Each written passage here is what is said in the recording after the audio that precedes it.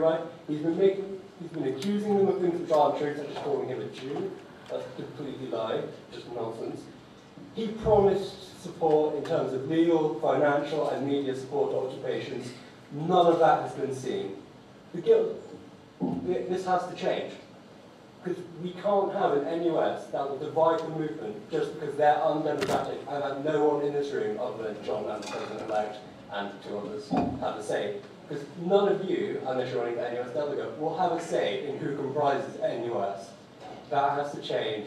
This motion calls on this guild to look into proposals to make it so that every one of you can vote for who represents us on a national level, just like we do here now.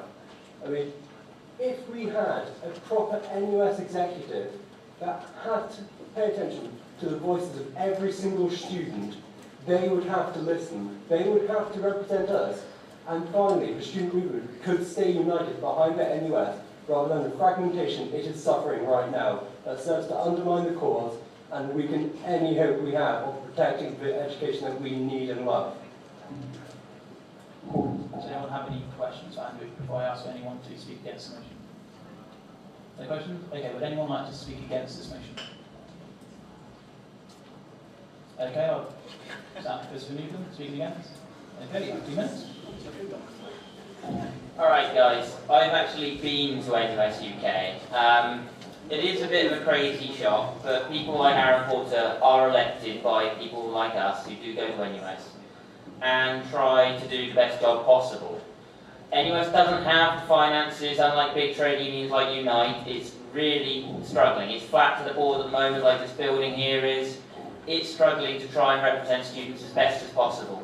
I know we here in Aber don't necessarily think that we're getting the best from NUS, but it's not the same for those, say, in Leicester or in England, where they are going to have the 9k hike to fees. Aaron Porter is the brains of an organisation where he came up with the alternative graduate tax. He's been trying his best. We've got to give him their due at NUS. Yes, we can try and democratise. Yes, we can ask for elections on the ground here for NUS, but the best way is for us to basically say, not at the moment. We're in a crisis. We've got to fight the government on what it's got at the moment, not fight NUS. They're representing us, not us taking away our support for NUS. Cheers, guys. Any questions for Chris? Okay, would anyone else like to speak in favour of this motion? And I'm going to open up to a basket debate where there's an equal number of speeches in favour and against the motion. So would anyone like to speak in favour of the motion? Anyone like to speak against? Okay, I'm going to take it to a vote. So all those in favour of passing this into guild policy, please raise your hands. All those against? Any abstentions?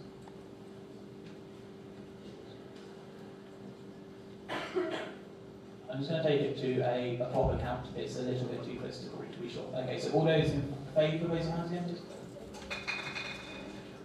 Really high, please.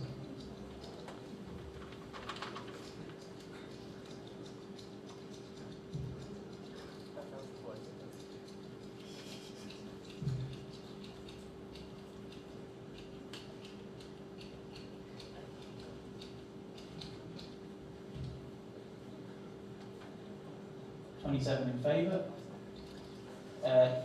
Those against the motion, please raise your hands.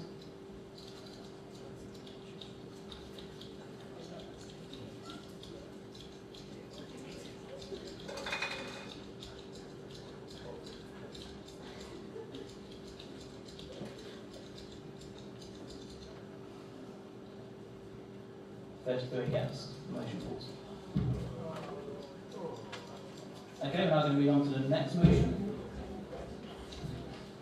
Centre for European Studies motion. This is being proposed by John and Tony Dowdy.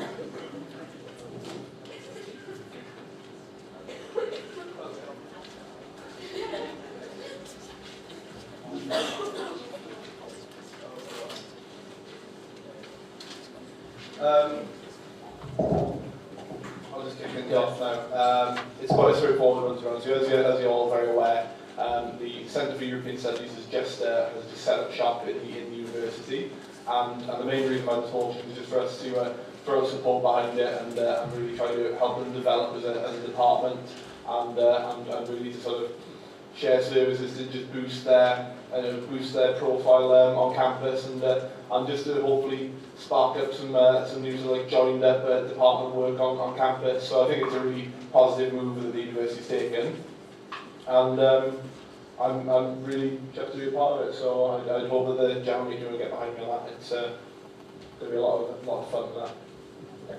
Okay, thank you, John. Would anyone have any questions for John?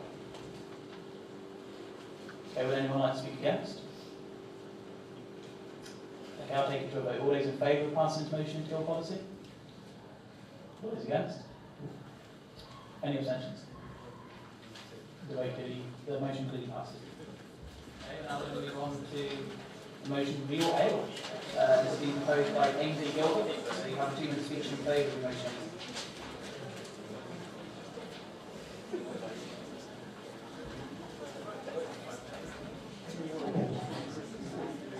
Good evening, everyone. I'm going to try and save some time by answering questions that you're going to ask before you've asked them.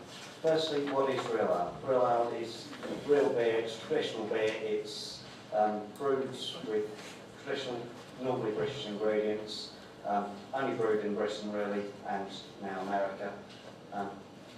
Free from humans interfering with natural processes too much, like a lot of things we've got on the Union now, much about with a lot. This is pretty much just put things together, leave it for a while, let it ferment, and come back. It's double fermented. There's fermentation going on in the cask as well, which gives a unique flavour, which is wonderful.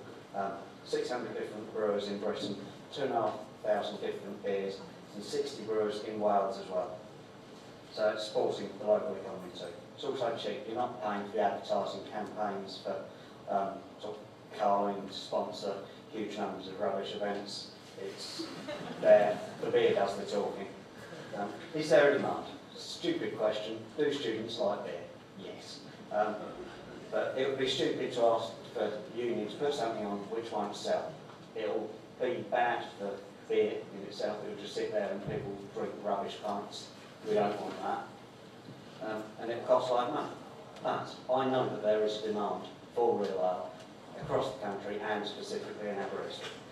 There's 40 different universities which have real ale societies dedicated just to drinking this stuff and supporting it.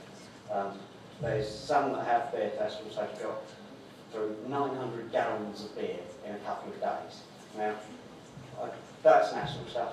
In Aberystwyth, go out into the pubs, look at how many people are drinking real ale. It's lots of them. Why do we need it in here? I like having the choice of what I drink.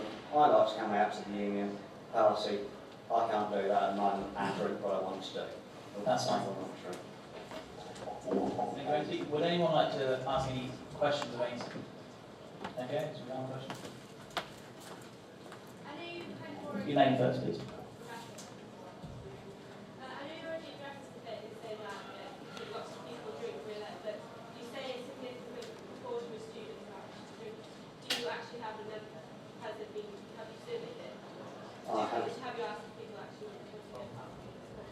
I haven't surveyed the exact number of people who drink real ale in Aberystwyth, but I know that out of the people that I set up a Facebook group for people to come here, and I had sort of 35 people who are willing to attend the GM to vote for this motion.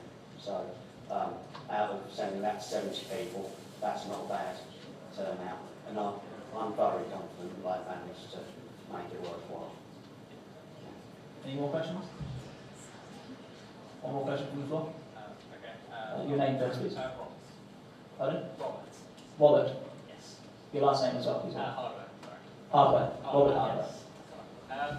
I was just going to say, kind of slightly in response to that question, but well, I mean, considering how popular Chip and Castle is, does that show kind of how popular real ale actually is in Aberystwyth? I think that.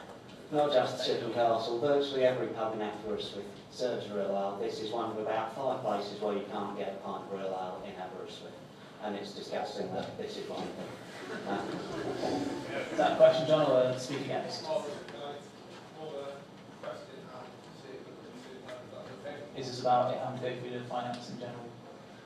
No? No? Okay. Just this is a really good motion, and definitely be voted for it. One of the points of resolve was just outlines about the having